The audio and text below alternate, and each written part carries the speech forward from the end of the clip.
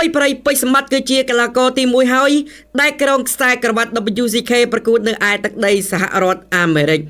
នេះបើតាមដំណឹងលហៀងតាក់ទងជាមួយនឹងប្រាក់ឧបត្ថម្ភនិងតម្លៃខ្លួនរបស់ពេជ្រសម្បត្តិការប្រកួតនៅទឹកដីសហរដ្ឋអាមេរិកកាលពីពេលកន្លងទៅនេះគឺពេជ្រសម្បត្តិទទួលបានប្រមាណជា$15,000បាទបងប្អូនយើងគឺជាកីឡាករដែលដណ្ដើមខ្សែក្រវ៉ាត់ WCK ដំបូងគេគឺដូចជាកីឡាករដែលទទួលបានថវិកាគឺច្រើនក្នុងមួយប្រកួតអញ្ចឹងបងប្អូនយើងគិតយ៉ាងណាដែរ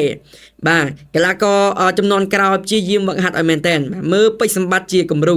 បាទមើលពេជ្រសម្បត្តិជាគំរូអញ្ចឹងតែយើងខិតខំប្រឹងប្រែងវឹកហាត់បាទគឺទទួលបានសមិទ្ធផលគឺបែបហ្នឹងហើយលោកគ្រូពេជ្រសុផានក៏មិនបង្អង់ដៃដែរក្នុងការបុកវឹកហាត់ពេជ្រសម្បត្តិនិងបង្កើតធនធានដូចជាក្របីប្រៃពេជ្រសម្បត្តិឲ្យបានច្រើនបាទតាមដែលលោកគ្រូអាចធ្វើទៅបានអញ្ចឹងលោកគ្រូពេជ្រសុផានគាត់បានបង្ហើបហើយបាទបន្ទាប់ពីមានការឧបត្ថម្ភពីបាទសំណាក់បាទអ្នកអង្គការសំអាងវឌ្ឍនៈគឺបាទ$200 លានអញ្ចឹងលោកគ្រូពេជ្រសុផានក៏បានសន្យានឹងអ្នកអង្គការសំអាងវឌ្ឍនៈថានឹងព្យាយាមនាំយកក្របីប្រៃពេជ្រសម្បត្តិឲ្យបានច្រើនបាទកីឡាករដែលមានសមត្ថភាពដូចពេជ្រសម្បត្តិនឹងឲ្យបានច្រើនឥឡូវយើងឃើញមកហើយគឺច្រើនមែនតើមានពេជ្រកក្កដាពេជ្រអាទិទេពបាទគឺមកជាបន្តបន្ទាប់អញ្ចឹងអេដមីនមានតែប៉ុណ្ណឹង